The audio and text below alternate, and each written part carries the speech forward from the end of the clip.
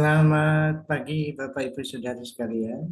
Selamat datang dalam acara Sarapan Sabda bersama saya, Pak Saparman.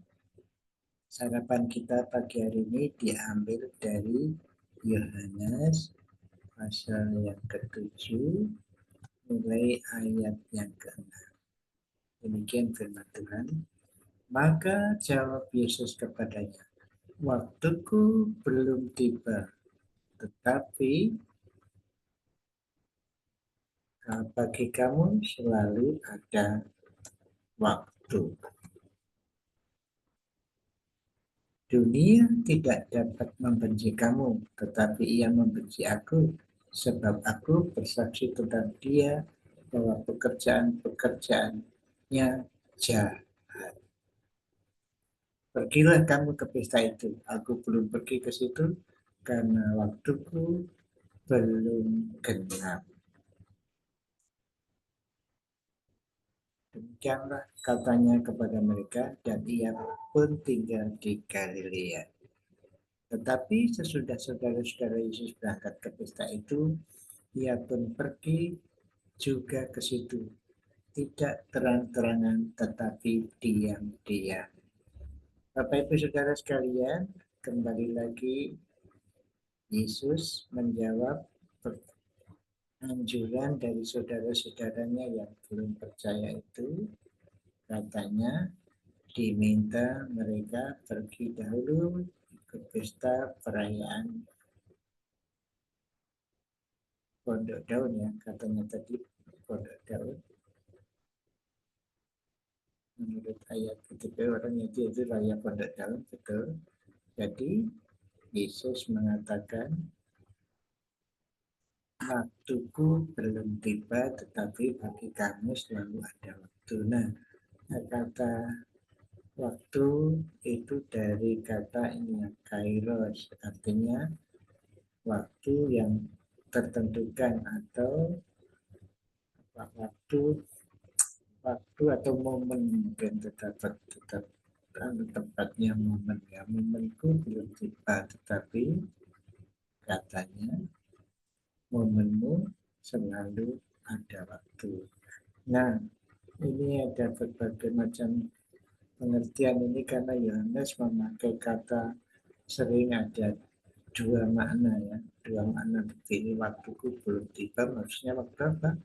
Waktu dia pergi kepada Bapa, meninggal di kayu salib atau menunjukkan dirinya sebagai Mesias waktu itu, sedangkan waktu saudara-saudaranya itu adalah sewaktu-waktu atau gimana, bagi itu selalu ada, tetapi bagi kamu selalu ada waktu. Mungkin waktu, ya kamu punya saat pergi, kapan pergi, bisa juga maksudnya waktu yang seperti itu. Nah, berikutnya kalau kita lihat ayat ke-7 ini, ayat ke-7, nah ini ada jawaban yang langsung diberikan kepada saudara-saudaranya waktu supaya menunjukkan mujizat atau tanda-tanda. Dunia membenci Yesus oleh karena Yesus menyaksikan dunia ini, bahwa dunia ini pekerjaannya jahat. Makanya dunia membenci dia karena dunia itu memang jahat seperti itu. Jadi dia memberitahukan, jangan takut, dunia membenci, tidak membenci kamu, kamu juga dari dunia, kata kalau kasarnya, kamu juga dari dunia. Jadi pekerjaannya jahat seperti itu. Makanya membencinya, aku tidak membenci kamu. Nah, ini kembali lagi kemudian, pergilah kamu ke pesta, aku belum pergi itu karena waktuku lagi-lagi kairos, waktuku belum tiba. Nah, kalau di sini jelas sederhana sekali saja, karena ayat berikutnya mengatakan seperti demikianlah katanya mereka, dan ia pun tinggal di Galilea, ayat 9. Tapi ayat 10, tetapi sesudah saudara-saudara Yesus berangkat ke pesta itu, ia pun pergi juga ke situ, tidak terang-terangan, tetapi diam-diam. Nah, ini sederhana sekali saja, kamu pergi dulu lah, waktu belum tiba, maksudnya aku belum lah, waktuku belum tepat pergi ke sana. Nah, memang Yesus akhirnya pergi, tapi dengan diam. Jadi sama-sama seperti itu. Nah, Bapak Ibu Saudara sekalian yang dikasih Tuhan, kita dalam arti tertentu kita punya waktu masing-masing. Waktu di mana Tuhan memberikan kesempatan kepada kita untuk menyatakan diri kita sebagai orang percaya. Dalam arti juga waktu dapat kita dipanggil Tuhan.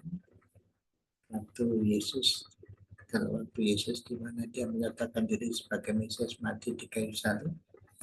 Jadi itu makna waktu di dalam Injil Yohanes itu berbagai-bagai macam pengertian. Paling tidak dua itu ya, waktu tertentu. Jadi waktu tertentu, waktu mungkin waktu menghadap Tuhan. Waktu, kalau ini waktu sederhana saja ya. Waktu kapan kamu berangkat ke pesta itu.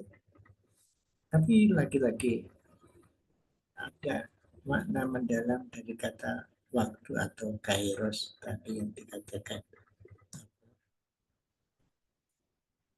appointed time ya, appointed time atau waktu yang ditentukan atau yang saya katakan tadi momen ya, momen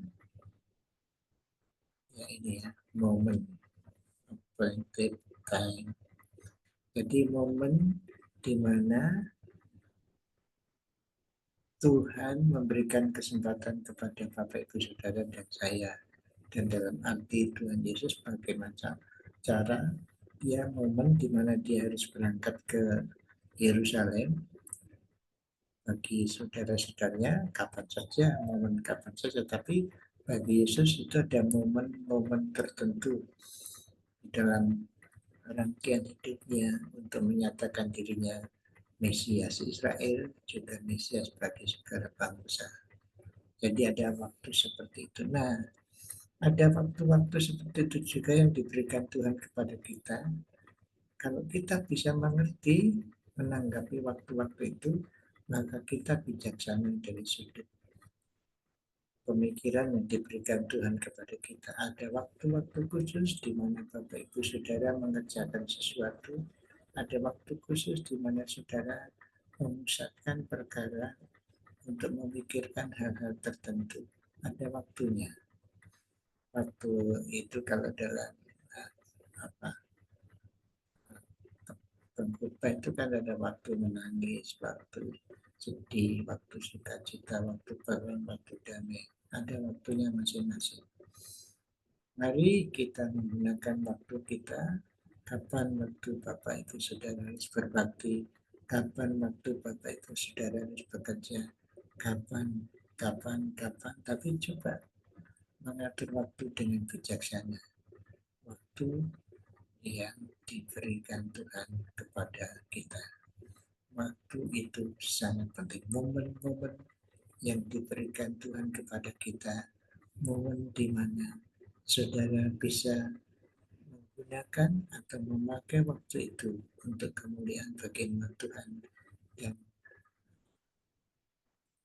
kepuasan hidup secara rohani di dalam kehidupan Bapak Ibu Saudara. Jika Bapak Ibu Saudara dan saya bisa mengerti momen-momen waktu-waktu di mana Bapak Ibu Saudara bisa mengatur menggunakannya dengan baik. Mari kita mohon kepada Tuhan supaya kita mengerti momen di mana kita harus melakukan atau kapan kita harus melakukan atau di dalam momen itu kita harus melakukan apa.